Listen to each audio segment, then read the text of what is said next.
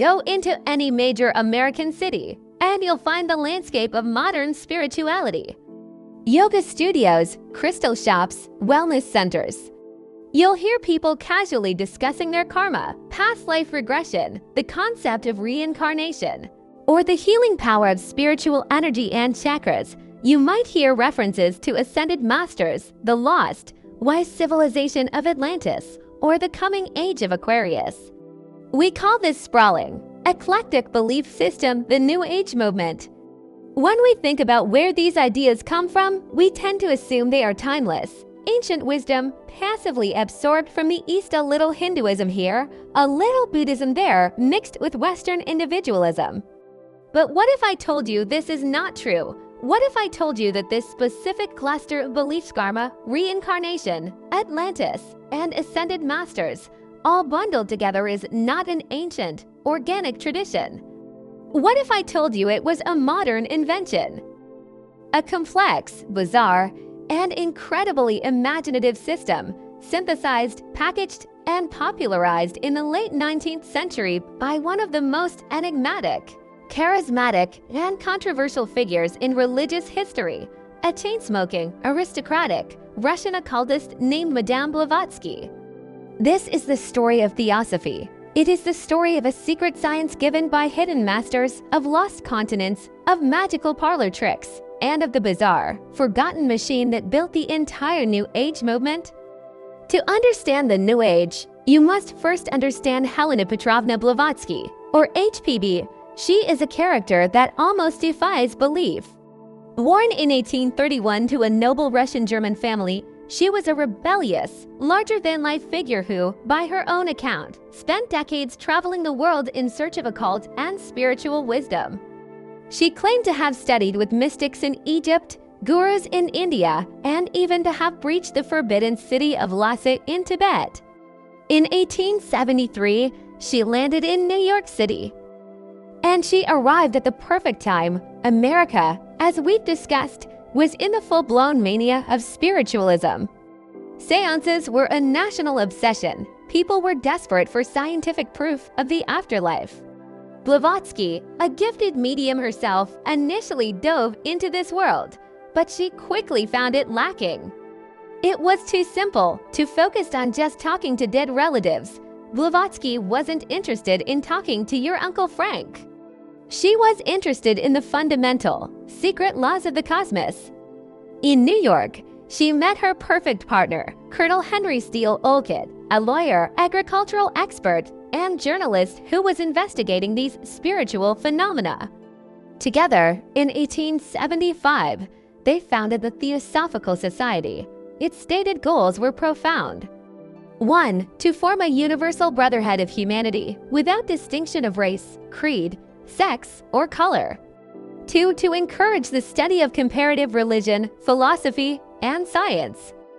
1. To investigate the unexplained laws of nature and the latent psychic powers in man. This was the birth of an organization that would, more than any other, define the next 150 years of alternative spirituality. But what was this secret wisdom they were promoting?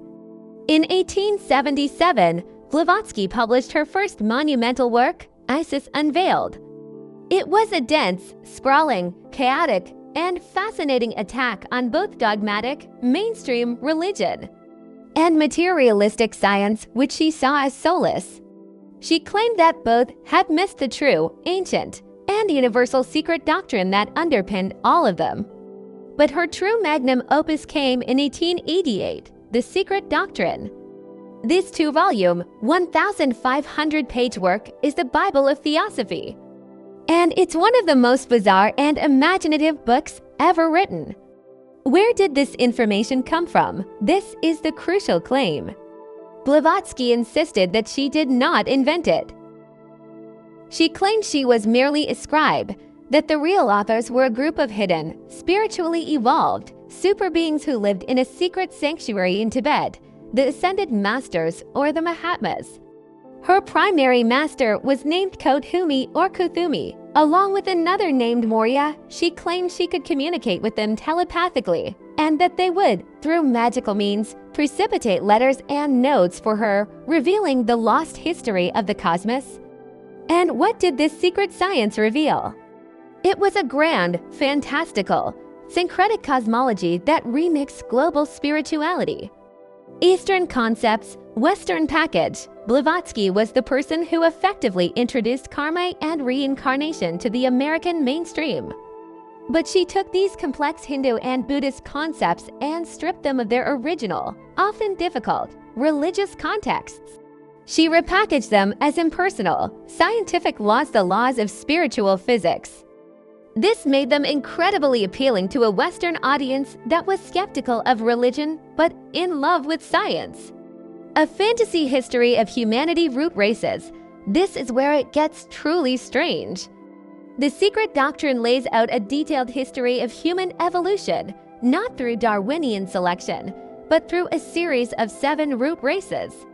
Oh, the first root race was non-physical, made of pure spirit. Oh, the second lived in a lost northern continent, Hyperborea. Oh, the third root race was a race of giant, ape-like beings who lived on the lost continent of Lemuria in the Pacific. Oh, the fourth root race was the people of Atlantis. This is the source of the modern obsession with Atlantis as a magically advanced, but morally corrupt, civilization. Oh, we, modern humanity, are the fifth root race. The rejection of a personal God. Theosophy is not theistic. The ultimate God is an impersonal, unknowable, absolute divine principle, not a person who answers prayers. This, again, appeal to rationalists and skeptics fleeing the angry God of Puritanism. Theosophy was a complete system. It offered a scientific alternative to spiritualism, a more ancient wisdom than Christianity, and a more spiritual worldview than materialist science. Blavatsky was not just a writer, she was a performer. In India, where she and Olcott moved the society's headquarters, she would allegedly perform phenomena to prove her connection to the masters. Letters from Kothumi would miraculously appear in locked cabinets or flutter down from the ceiling. Bells would ring from nowhere, but she soon faced a day of reckoning. In 1884, the Society for Psychical Research (SPR), a new organization dedicated to scientifically investigating psychic phenomena, sent a young, sharp investigator named Richard Hodgson to India to examine her claims. Hodgson was the 19th century's Houdini. He was a brilliant debunker, and what he found was damning. In 1885, the SPR published the Hodgson Report. It was a complete and total takedown. Hodgson interviewed Blavatsky's own staff, who confessed to being her accomplices. He discovered hidden sliding panels, secret compartments, and strings in her shrine room, all designed to allow her to secretly plant the miraculous letters from the masters. He concluded that her supposedly ancient source texts were often plagiarized from other, contemporary occult and even scientific books. Hodgson's final summary was brutal. He declared Madame Blavatsky to be one of the most accomplished, ingenious, and interesting impostors in history. For the skeptical world, this was the nail in the coffin. Theosophy was a fraud, and its high priestess was a con artist. This report, much like the Fox sisters' confession in spiritualism, was a devastating blow. Blavatsky died in 1891, disgraced in the public eye but still revered as a martyr by her devout followers. And while her reputation was shattered, the ideas she unleashed were just getting started. The Theosophical Society did not die, it splintered, and its offshoots are directly responsible for the modern New Age movement. Annie Besant and C.W. Leadbeater. Besant took over the main branch of the society. She and Leadbeater became obsessed with finding the New World teacher, a messianic figure. In the 1910s, they discovered him in a young Indian boy named Jiddu Krishnamurti, whom they groomed for the role. Rudolf Steiner, a brilliant Austrian theosophist who, in 1913, broke away to form his own movement, Anthroposophy. He mixed Blavatsky's ideas with Christian mysticism and Goethe's philosophy. Today, his legacy is one of the most widespread and respected alternative movements in the West, the Waldorf school system. To Alice Bailey, this is the most direct link. Bailey was an English theosophist who broke away and claimed she was now in telepathic contact with a new ascended master, the Tibetan. In the 1920s and 30s, she wrote dozens of books based on his dictations, and it was Alice Bailey who coined the very term New Age. Her Lucy's Trust is a foundational institution of the modern movement. These offshoots took Blavatsky's complex, strange, and inaccessible system and simplified it. They created user-friendly, popular versions. The ideas of karma, reincarnation, ascended masters, and spiritual energy flowed from these sources into the 1960s counterculture, where they blended perfectly with Eastern spirituality, psychedelic experiences, and the new human potential movement. By the 1980s, with the harmonic convergence, Shirley MacLaine's books, and the rise of the wellness industry, these ideas had become fully mainstream. The New Age was born.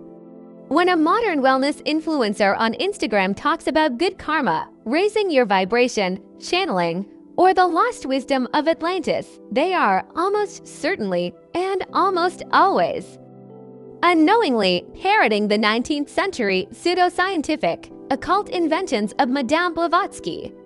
So we are left with this incredible, bizarre legacy. The entire New Age movement, this vast, decentralized spiritual marketplace that defines modern, non-traditional spirituality, is not just an ancient Eastern import. It is a specific, modern American religion invented in New York in 1875 by a controversial Russian occultist. This brings us to the final, unavoidable debate. How should we view Blavatsky and her legacy? On one side argument, was she a fraud? This is the skeptical, historical, Hodgson Report view. Was Madame Blavatsky, as the evidence strongly suggests, a brilliant, charismatic, and highly intelligent con artist? Was she a spiritual magpie, plagiarizing ideas from Hinduism, Buddhism, and Neoplatonism, mixing them into a fantastical secret doctrine, and then faking parlor tricks like precipitated letters to con her followers and sell books?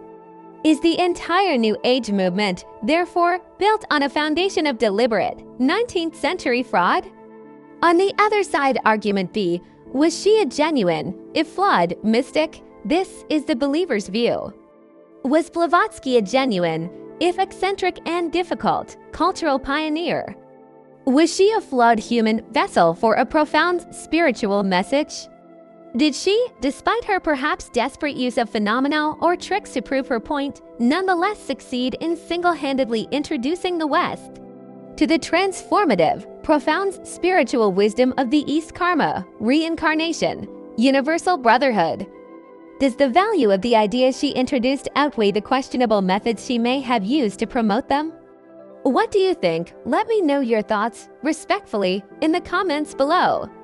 If you found this deep dive into the bizarre origins of the New Age fascinating, please hit that like button and subscribe for more content that uncovers the hidden stories behind our beliefs. Thanks for watching.